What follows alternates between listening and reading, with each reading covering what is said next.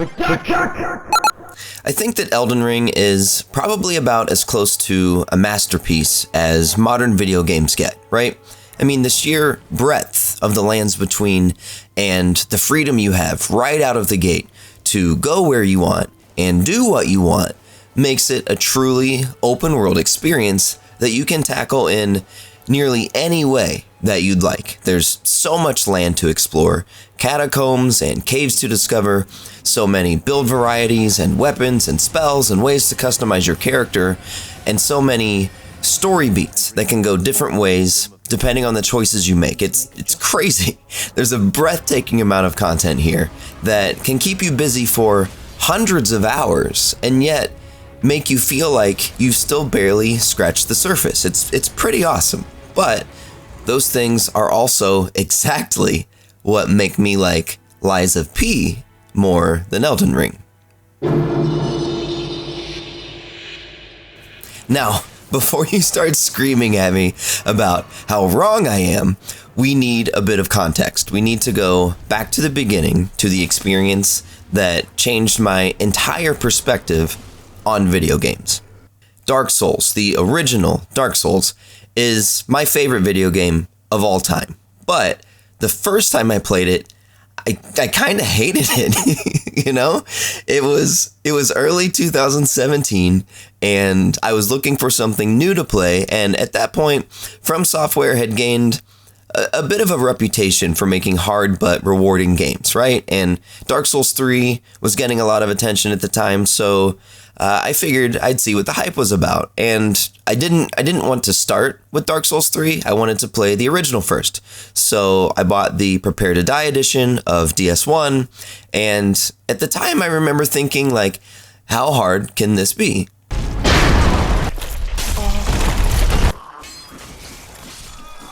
Yeah, it was it was hard. They weren't lying, man. That's for sure. I will never forget that first night that I played Dark Souls. It was awful. It was probably the most infuriating 2 to 3 hours of gaming I'd ever put myself through. It was total mayhem as I was repeatedly hacked up by skeletons in a graveyard or surrounded by a mob of ghosts with knives for hands that I couldn't even damage, right? And I remember thinking, like, what am I doing? How is this supposed to be fun? And I was almost ready to give up until I finally realized that the two areas I'd been struggling with weren't my only two options. There was a third path, a hill, that I'd been overlooking the entire time, and it made me feel so dumb for having missed it before. So I ran up the hill and was actually able to kill some of the enemies and make some progress. And that awakening moment that I had, the revelation that the game was hard for sure, but it was fair. It was teaching me how to play it in a very natural way. It wasn't going to hold my hand and tell me what to do through any means other than trial and error. The difficulty and the feeling of reward by learning the nuances of how to play the game, what its mechanics were, and mastering them was unlike anything I had ever experienced in a game before, and it was an instant obsession.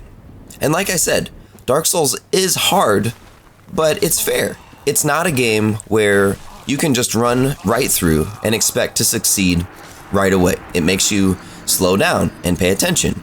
You're forced to commit to your actions whether you like it or not. Like, if you decide to swing a greatsword, you've got to sit through that 3-second animation before you can do anything else. There's no input canceling whatsoever.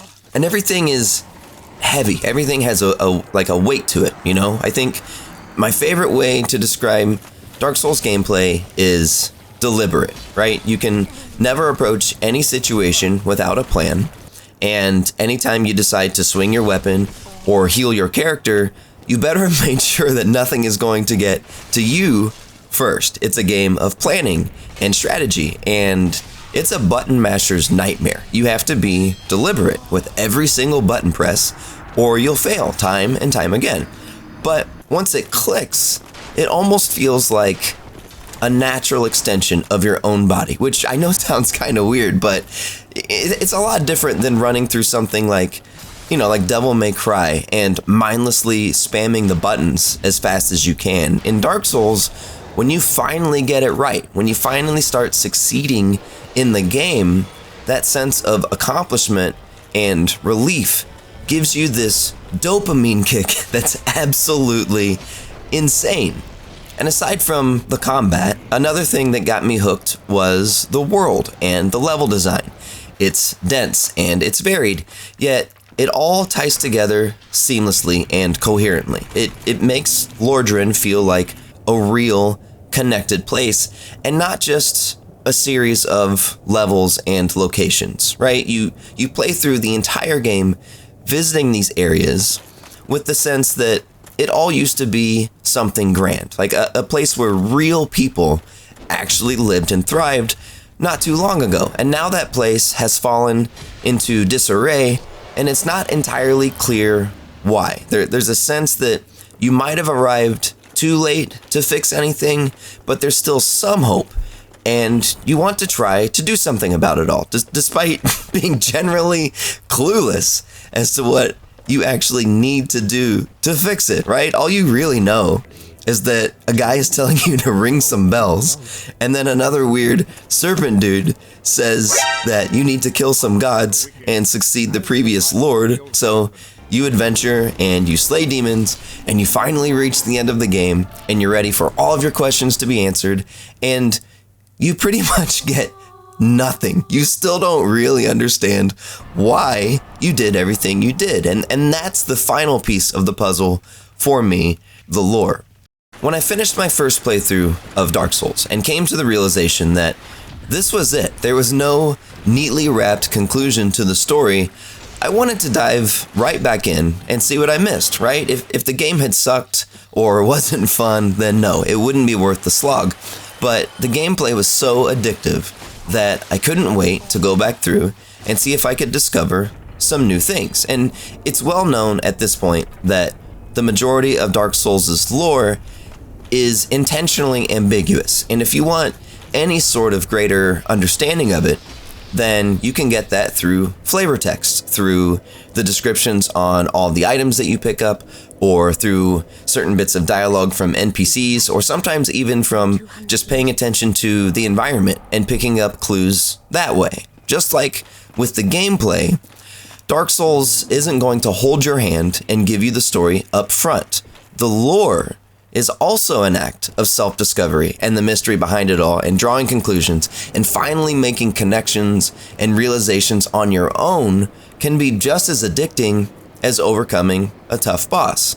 Now at this point you might be like, big deal, every Dark Souls game has lore like that.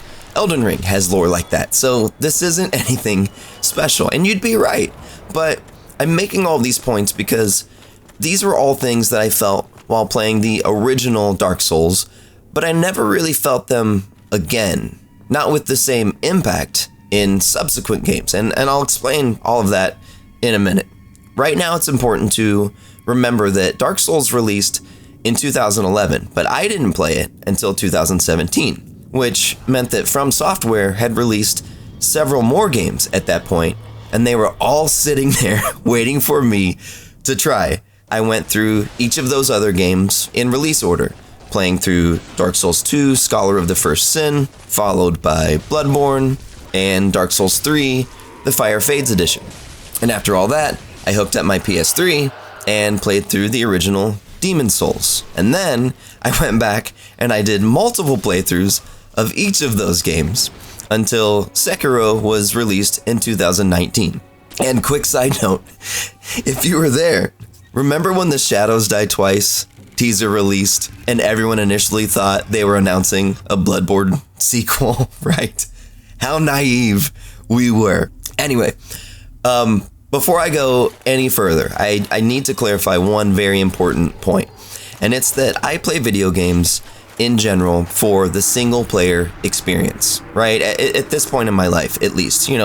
Back in college, I loved having Halo LAN parties with my friends, but now I really don't have much interest in multiplayer or PvP experiences. And I'm saying this because any arguments that can be made about which of FromSoft's games is best based on its multiplayer factors are definitely valid in the grand scheme of things. They're just not relevant to me and what I'm looking for in a game. Anyway, so I played through each of FromSoft's games, from Demon's Souls through Sekiro, and they were all fantastic in their own right. And I'm really glad that I played them in release order, because it allowed me to appreciate and criticize the changes that they'd made across each game's development. They each felt like a pretty natural progression from the last, getting bigger and adjusting some mechanics along the way, but none of them were as fun as Dark Souls 1. There wasn't anything that really impacted me the same way it had across all of these games. Only two things really stood out to me. The first being Bloodborne's world design, which gave me a similar lived-in feeling that Dark Souls had, like I was exploring a real place where people actually lived. And the second thing was Sekiro's combat, specifically the blocking and parry mechanics. Aside from that, though, everything else started feeling a bit stale, right? Without much innovation, especially across the Souls games in particular. And after multiple playthroughs of each of these games, DS1 remained my favorite. But still, FromSoft had quickly and easily become my favorite game developer of all time, and at that point, I absolutely could not wait for their next game. When Elden Ring was first announced in 2019, I was pumped. The story trailer looked kind of insane, and my imagination was running wild with what this game might be like, right? Especially since Sekiro was such a departure from the other games before it, I was wondering how they were going to mix things up this time. But when they finally released some gameplay footage 2 years later, I was pretty underwhelmed. My initial thought was, okay, it's basically more of the same stuff we're used to, just more polished, I guess. Now, to be fair, in retrospect, it was very much the most logical next step, considering everything FromSoft had done so far, right? I mean, why wouldn't you take the best parts of every game you've made and throw them all into something new? It looked like Dark Souls 3's, basic combat mechanics, with the addition of Sekiro's jumping mechanic, and a few other tweaks and improvements like Spirit Ashes. And they went a little heavier with some of the horror elements by including stuff that reminded me of Bloodborne, like, the catacombs and some of the creepier monsters. But the only thing about Elden Ring that truly felt new, I guess, was that they took all of that stuff and threw it into an open world and gave you a horse. So it all sounds great on the surface, right? FromSoft's magnum opus that they'd essentially been building towards for 10 years. But it had been 5 years since Dark Souls 3 and 3 years since Sekiro, so I guess I was hoping for more of a drastic change, like a more significant departure from what I was already used to. It honestly looked more like Dark Souls 4 than a brand new property. It's like when your favorite band finally puts out a new album after a few years, and it's good, but it kind of just sounds the same as the last album. Regardless, though, this is FromSoft we're talking about, and I knew Elden Ring was going to be good. And when it finally launched in 2022, I was blown away by it initially. It was exhilarating to finally be playing this game that I had been waiting to play for years. And a few of the things were really cool from the start, like the first time I walked into a catacomb and it felt like Bloodborne, I got hit with a wave of nostalgia, which was awesome. And the combat generally was smooth, and it was a ton of fun getting to do jumping attacks.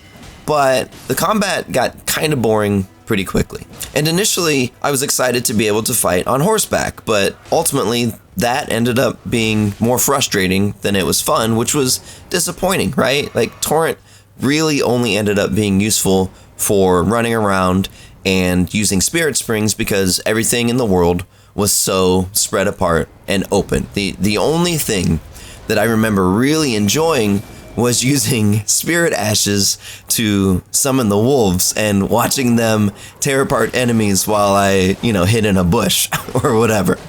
Anyway, while all of these new features look like a lot of improvements on paper, the thing is, none of those additions felt groundbreaking or fundamentally changed the way I played, right? Cool. It's like Dark Souls 3, but I can jump now, right? Like, I'm not saying that's a bad thing, but again, my sentiment was that this was just more of the same as we've had before, and I was hoping for something more drastic, like going from Dark Souls 3 to Sekiro. On top of all that, after a few days into my first playthrough, I remember opening my map and feeling completely overwhelmed, right? I mean, the map kept getting bigger and bigger, and I felt this enormous pressure fall on me like, oh man, this is going to take forever to get through. I was unlocking new areas on my map without having completed some of the existing ones, and for some people, that's a dream come true. But for me, it was a pretty imposing, intimidating feeling, right? And I'm sure everyone who has played this game remembers their first time warping to that one grace located in the capital and seeing the distance on your map and thinking, holy crap, this game is huge. And let's talk about this enormous world for a second. It is absolutely beautiful and so well constructed, and it's vast, but I think it's too vast, and largely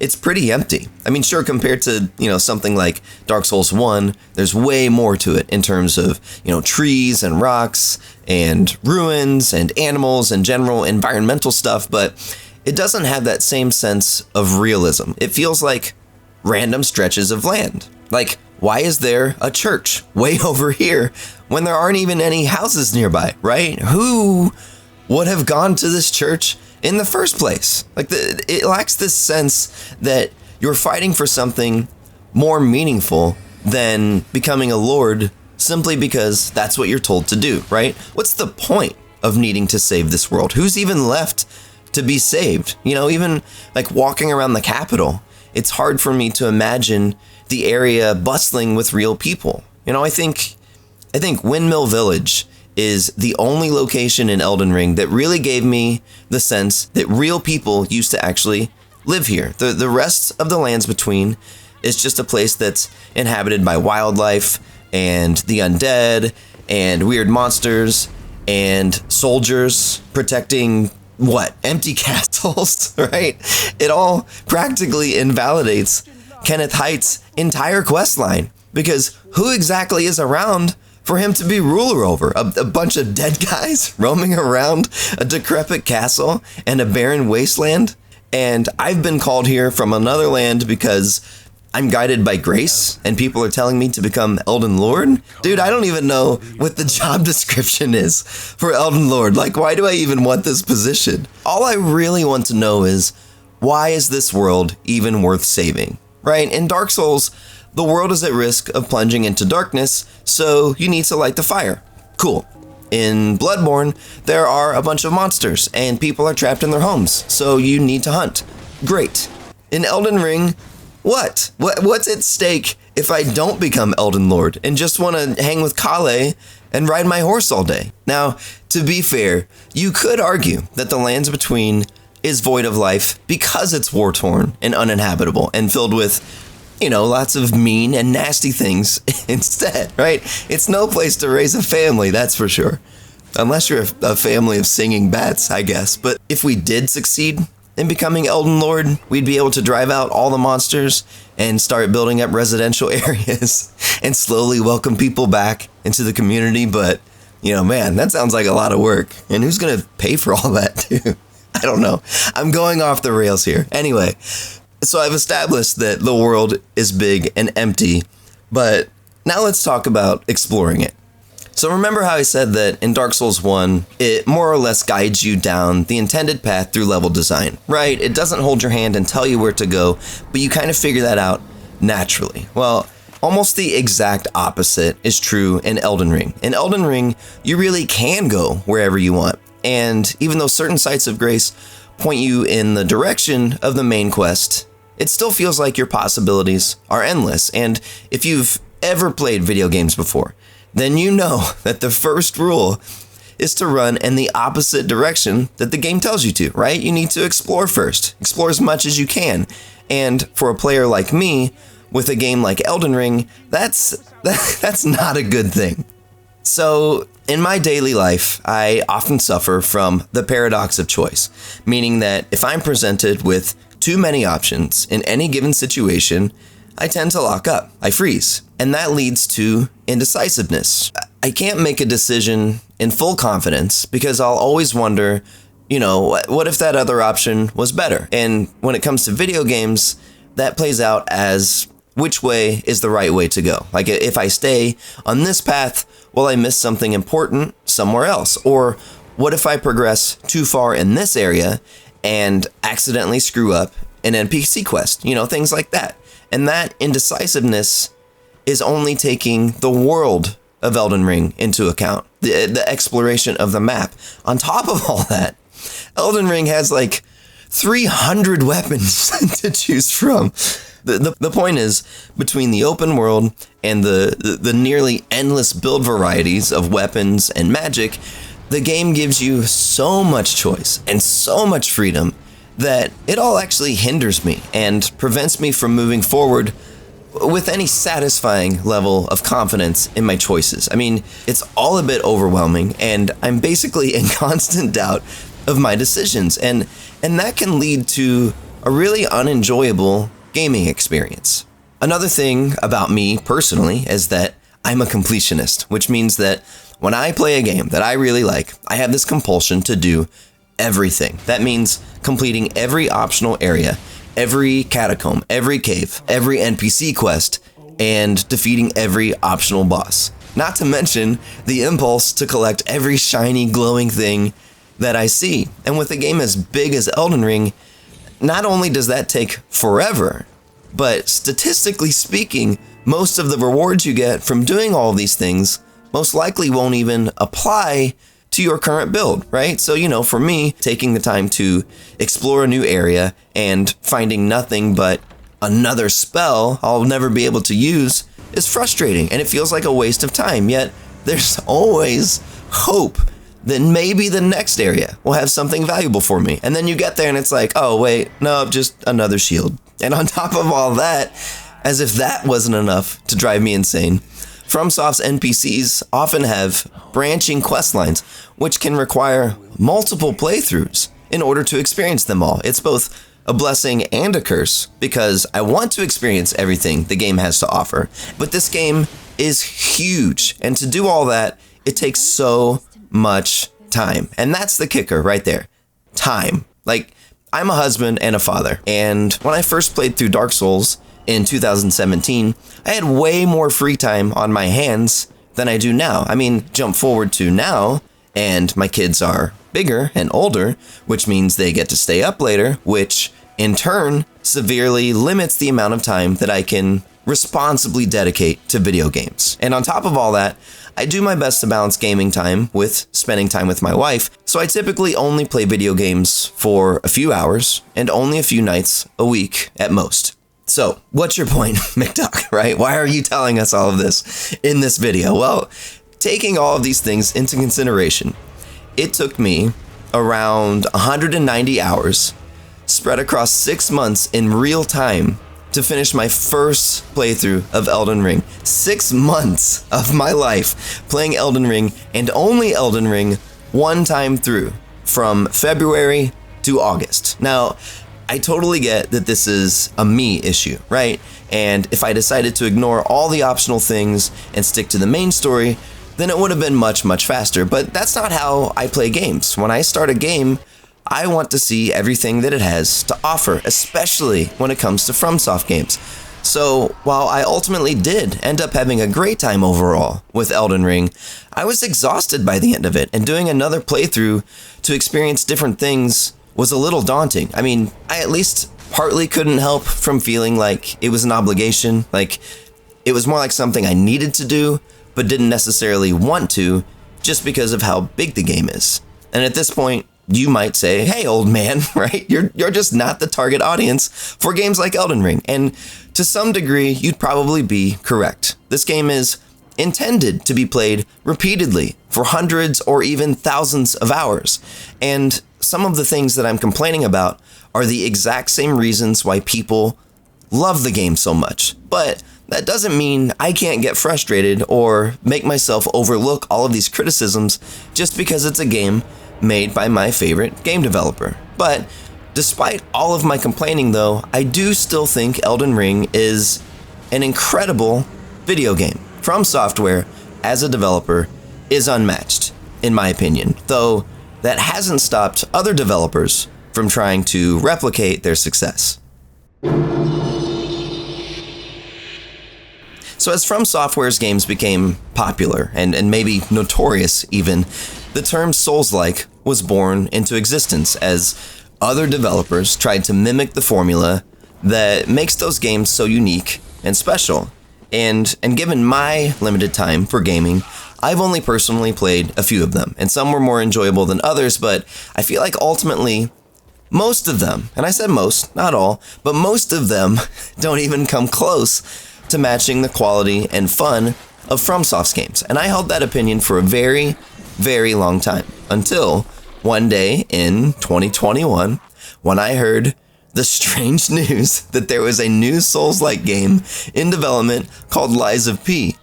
And it was an action RPG based on Pinocchio, of all things, right?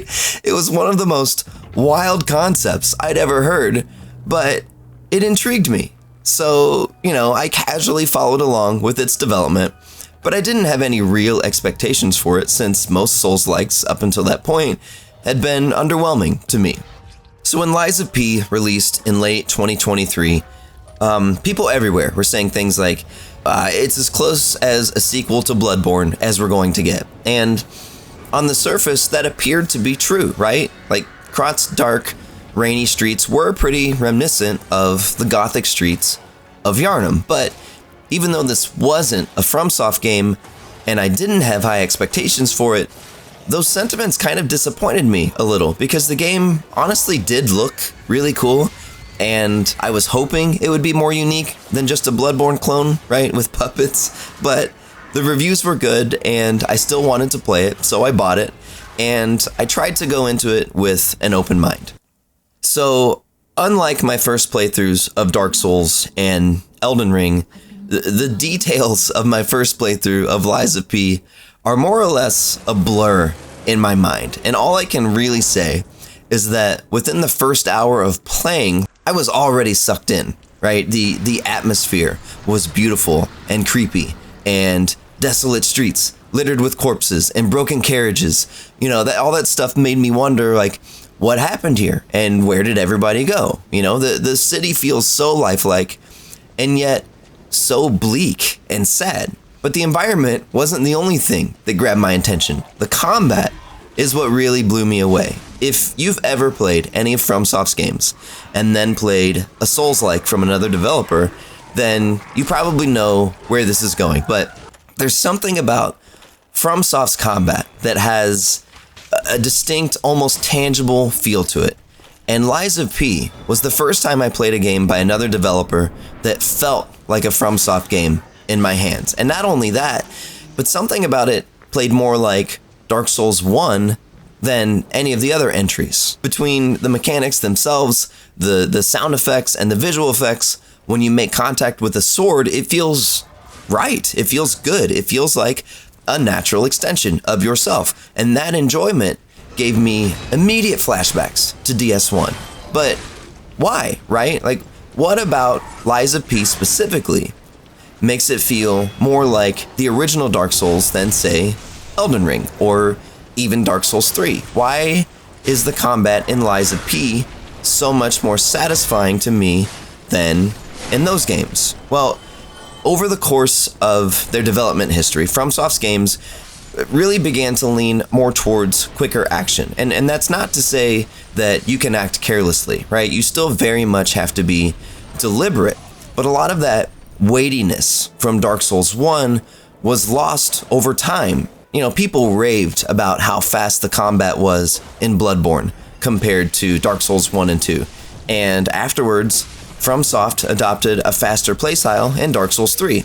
And now we're to the point in Elden Ring where it's a lot easier to rush into an area without a plan and still make it out alive. With most of the boss battles being an exception. But the risks that used to come with acting spontaneously are lesser than before. But I think that's where Lies of P feels different. It takes more after Dark Souls 1 in that if you underestimate a situation or act carelessly, it will punish you for it. Your actions have consequences, and the combat mechanics play into that methodology perfectly. It's something that I felt I'd been missing, but I didn't realize how much I missed it until I was playing like that again, if that makes any sense. And, that enough would be all well and good if we left it there, and I'd still love Lies of P's combat. But NeoWiz did something that felt more innovative than almost anything the Souls games had done up until that point, which was including a guard and perfect guard mechanic, which can stagger enemies if you do it right. And it's actually pretty similar to the perfect parry system in Sekiro, but personally I think it's a bit harder to master and it's more rewarding to execute, right? In Sekiro, the parry mechanic is the focal point of combat, which is a ton of fun, don't get me wrong. But in Lies of P, you can treat it more as another option at your disposal whenever you want. And this is nothing like the parry system in Dark Souls or Elden Ring, where you can only parry certain moves from enemies, and you have to have a shield or a certain weapon, or even your fist to do it. In Lies of P, the system lets you do it to any enemy with pretty much any attack they pull, using whatever weapon you already have equipped, right? There's no need to switch out your equipment just to take advantage of a parry. You can seamlessly mix it in with attacks and dodges, and there's really nothing like blocking, a giant puppet arm that's swinging down on your head, breaking their stance, and following that up with a critical attack for major damage, right? You can also actually break some enemies' weapons if you perfectly parry them enough times. Like, you'll see the dude's sword snap and a piece goes flying off of it, and then they do less damage with it, right? It's brilliant. So combat becomes this totally fluid motion that draws you right in, and you've got this third dimension to it, right? Aside from just attacking and dodging, you can use parries seamlessly. And in that sense, the combat of Lies of P is more fun to me than the combat of Elden Ring, because that mechanic fundamentally changes the way you fight, something that Elden Ring was lacking, in my opinion. Though jumping and swinging a greatsword down on someone is still really gratifying. Now, at this point, I do want to make a quick side note and recognize that I've only talked about melee combat in all of these games because that's what I enjoy. And if spellcasting is your preferred playstyle, then you might not enjoy Lies of P as much as I do, because it's almost entirely melee focused, with your ranged combat options really being limited to mostly like consumable throwing objects and an optional arm cannon, right? So if you prefer to stand back and don't like getting right into the thick of the action, then, well, I guess you better learn how to use the sword. All right, seriously. Okay, enough with all this talk of violence. Let's talk about the city of Krat, where Lies of P takes place. I was very pleasantly surprised with the environments, the level design, and the overall experience of traversing Krat. Now, at first glance, yes, it did remind me a bit of Bloodborne, but that's really nothing more than an initial impression, and I think those people who called Lies of P a Bloodborne spiritual sequel probably didn't play it for more than a few hours, because if you make it beyond the first couple of areas, you'll get to experience a much more varied world that feels almost nothing like Bloodborne. And don't get me wrong, I love Bloodborne, and I think it's a great game, but categorizing Lies of P as a Bloodborne spiritual sequel feels like a disservice to its unique identity, right? It deserves to be classified as its own game in that right, and not have to live under this weird shadow of comparison. The art direction is much more along the lines of a turn of the century World of Tomorrow kind of city, and not really gothic like Bloodborne. So much so that Krat feels like a real place that you could go and visit if you wanted to. Now, you probably wouldn't want to visit Krat in its current state, since, there's a deadly disease floating around on top of the rampaging, murderous puppets roaming the streets. But that's not the point. Lies of P does an absolutely amazing job of creating a world that feels genuine, that feels lived in, right? You don't necessarily see the people that live there, but that's because they're all quarantined thanks to the puppet frenzy and fear of catching the petrification disease. And unlike in Elden Ring, you feel like your actions have a real purpose here, right? This is a place that isn't totally destroyed. You got here in the midst of the chaos, and you can take the city back and restore it to a place where people can go on living. You're not battling all of these things just for the sake of adventure or becoming a lord. You're doing it for people who still exist, but are powerless to do it on their own. The first time you take the lift up to the cathedral and are able to look down and see the entire city of Krat that you're fighting for and recognize landmarks and places that you've been, like, it may all seem like minor things on the surface, but when the game constantly reminds you that people live here and it's not too late to turn it all around and save them, that delivers a much higher sense of immersion than, traveling a massive, dilapidated landscape in a world where it seems like no one really wants to live there anyway, except the power-hungry demigods that are still fighting for control. Like, in Lies of P, there's a real significance to your actions, a sense of story that hooks its teeth into you and it doesn't let go. And for me personally, that feeling of significance, that I'm playing a part in an actual world where recent events have brought terrible things down upon the people that live there, is so compelling. How did the world get this way? What do I need to do to change it? What are my motivations?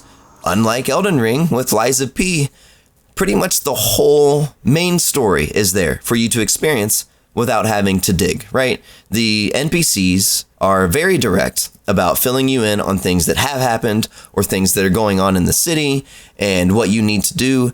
And you have a fairly clear understanding of your objectives and motives, right? I am a fighting puppet and I can do things that no one else can. Only I can save this world. That's pretty cool and it makes a lot of sense. But that's just part of the story. There's just enough things that happen, mysteries that you encounter along the way that make you realize that if you're willing to dig, you'll find so much more beneath the surface. It's not nearly as daunting or vague as the lore in Elden Ring. That's when I played Elden Ring the first time, I literally had to take notes on my phone just to try to keep all of the gods and demigods separate, right? Lord Radagon was a great champion. Godfrey first as Elder Flame husband to the Tarnished. Radagon left. You know what I mean? Like, it's impossible to keep track of. Like, Souls lore has never been easy to understand, but this familial naming is especially confusing, and it's enough to drive anyone crazy. It's so hard to keep track of who is who your first time through. But, at least there was never any question in my mind who the Dung Eater was, right? I mean, that one's pretty obvious, I think. Anyway, the point is, the lore in Lies of P feels more obtainable, if that makes sense. The story got me hooked, but it wasn't intimidating. Like, I really felt like I could dive into it and start making meaningful connections, just like I had with Dark Souls originally. And if you've seen any of the other videos on my channel, you know how much the lore of this game drew me in. Lies of P is, in almost every way, a more accessible and linear experience than Elden Ring. And that's the final thing that really solidifies it for me. This is going to be a very divisive opinion, but I really prefer the length and the linearity of Lies of P over the boundless options of Elden Ring. Lies of P is a linear game, but the level design is smart. It's not interconnected in the same way that Dark Souls 1 is, but there's a general sense of exploration that makes it feel very similar, right? Like, There's a lot of simple shortcuts that you unlock in each area that are not only helpful, but they make sense in terms of level design, whether it's, opening a locked gate that you encountered previously or taking an elevator that was disabled before. And there are a few moments of clarity where you're in a new area, but you recognize where you are compared to everything else. And again, I know that's not unique to Lies of P. Elden Ring does this too, but the point I'm trying to make is that Lies of P is linear, but all of these things make it feel much more open and connected than it probably really is. It's all tight enough that you can enjoy where you're going and feel a sense of purpose without feeling overwhelmed or lost. Take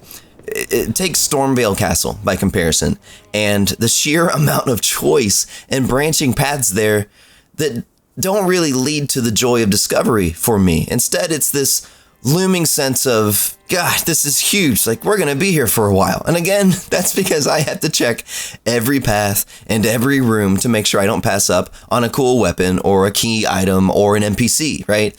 It's a compulsion that I can't control, and it's frustrating.